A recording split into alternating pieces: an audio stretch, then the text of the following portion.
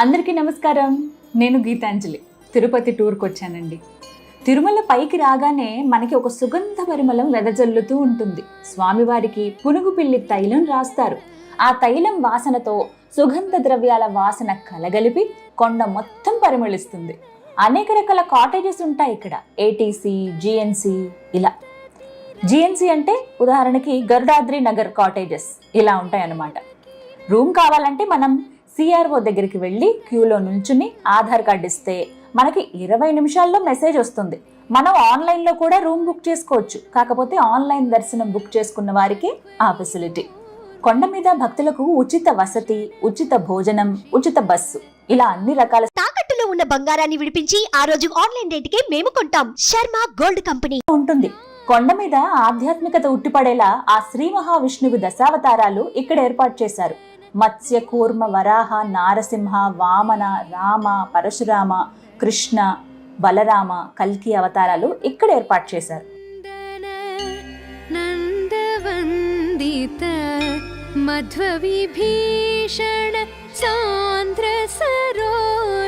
ఇక్కడి నుంచి మన కాటేజ్ కి బయలుదేరదాం.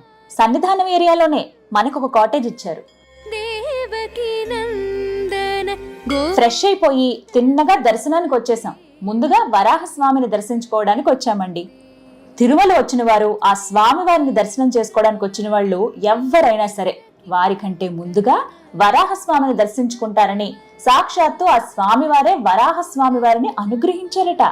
ఇదిగో ఈ ప్రదేశంలోనే స్వామివారు ఎంతో మంది భక్తులకు తమ నిదర్శనాలు చూపించారు.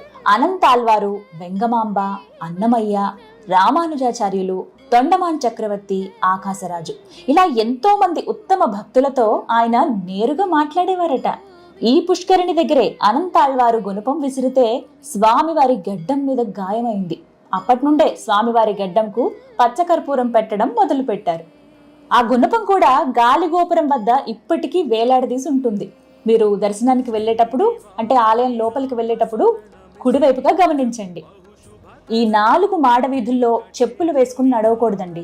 స్వామివారు తిరిగే ప్రదేశం కదా, అందుకే ఆ నిర్ణయం తీసుకున్నారనుకుంటా. సాక్షాత్తు వైకుంఠం ఇలానే ఉంటుందేమో అనిపిస్తూ ఉంటుంది ఈ మాడ వీధుల్లో నడుస్తూ ఉంటే. ఆహా, ఇక్కడి నుంచి ఎంత సుందరంగా ఉందో తిరుమలంతా. ప్రతి ఒక్కరి మొహంలోనూ ప్రశాంతత, ఆనందం తాండవం చేస్తూ ఉంటుంది. ఎవరిని చూసినా అలాగే కనిపిస్తారేంటో ఇక్కడ. 5 సెకండ్లండి.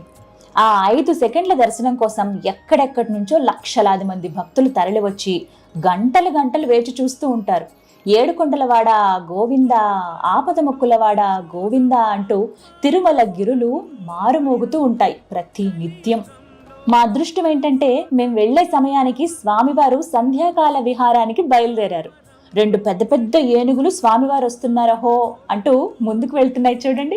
కలియుగంలో వకుళ మాత గర్భమందున జననము జయకరం హరిద. మనం వరాహస్వామిని దర్శించుకున్న తర్వాత అక్కడే ఉండే రాధాకృష్ణ దేవాలయం, నరసింహస్వామి ఆలయాన్ని దర్శించుకోవడం మర్చిపోద్దే.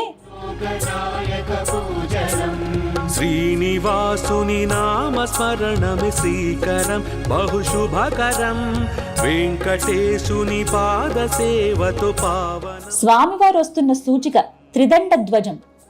అది పట్టుకుని పెద్ద జిఆర్ స్వామివారు శిష్య బృందంతో వస్తున్నారు. భక్తులందరూ ఎదురు చూస్తూ ఉండగా ముందు రామానుజాచార్యుల వారు, ఆ వెనుకనే కోటి కోర్కెలు తీర్చే కోనేటి రాయుడు వచ్చేశారు. ఆహా, ఎంత శోభాయమానంగా ఉన్నారో! చూడ్డానికి 2 కళ్ళు సరిపోవడం లేదు.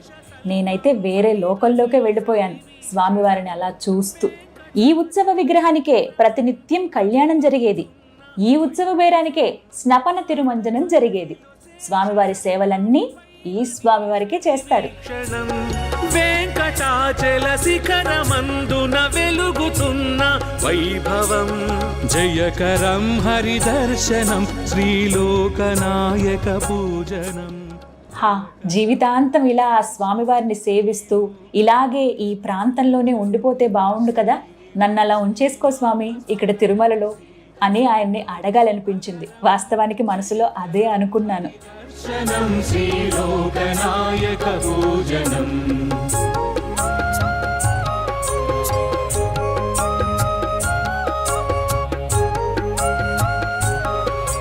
అలా స్వామివారిని సాగనంపి మాతృశ్రీ తరిగొండ వెంగమాంబ అన్నప్రసాద కేంద్రానికి వెళ్ళి తినేసి కొద్దిగా షాపింగ్ చేసుకుని రూమ్కి వెళ్ళిపోయామండి. మా దర్శనం ఎర్లీ మార్నింగ్ ఉందండి. స్వామిని ఎప్పుడెప్పుడు చూద్దామా అని చాలా కుతూహలంగా ఉంది నాకు. ఓం నమో వెంకటేశాయ. మరో వీడియోతో మళ్ళీ కలుద్దాం. నమస్కారం.